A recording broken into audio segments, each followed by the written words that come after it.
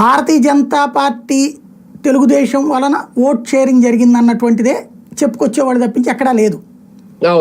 అదే జనసేన పవన్ కళ్యాణ్ ఫీలింగ్ ఏంటి, నా వల్ల చంద్రబాబు అధికారంలోకి వచ్చాడు, ఆయన్ని శాంతం అసలు తెలుగుదేశం కార్యకర్త అనేవాడు బయటికి రావడానికి వణుకుతున్న రోజులలో నేను రోడ్డెక్కాను, జగన్ని నేను వ్యతిరేకించాను, నేను ఎదిరించాను, నేను ఎదిరించడంతో తెలుగుదేశం వాళ్ళకి ధైర్యం వచ్చింది, గ్రౌండ్ లెవెల్లో తెలుగుదేశం కార్యకర్తలు ఏమీ చేయలేని రోజుల్లో నేను వచ్చి వాళ్ళకి ఆశనిచ్చాను, స్థానిక సంస్థల ఎన్నికల్లో తెలుగుదేశమే బాయ్కాట్ చేసుకుని కూర్చుంటే నేను పోటీకి దిగి ఆ తెలుగుదేశం వాళ్ళ సహకారంతో గెలిపించాను, కాబట్టి ఇవాల్టి కూటమి ప్రభుత్వం నేను త్యాగం చేసి 21 తీసుకుని తెలుగుదేశానికి సంపూర్ణ మెజార్టీ రప్పించాను, వాస్తవంగా ఇవాళ చంద్రబాబు అధికారంలో ఉన్నారంటే నా వల్లే, కాబట్టి ఆ విలువ నాకు ఇవ్వాలి అని ఆయన కోరుకుంటాడు.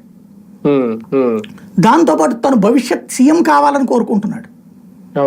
రెండవది భవిష్యత్తులో కూడా సంకీర్ణం అంటే కలిపి వెళ్ళడమే అనేది అతని ఆలోచన. చంద్రబాబు గారికి అది అలవాట్లేదు. వాజ్పేయి గారి తరహాలో కావాలని పవన్ కళ్యాణ్ కోరుకుంటాడు, మోడీ తరహాలో కావాలని చంద్రబాబు కోరుకుంటారు. మోడీ సంకీర్ణంలో డామినేషన్ బీజేపీ, వాజ్పేయి సంకీర్ణంలో అందరూ తలా ఒకటి,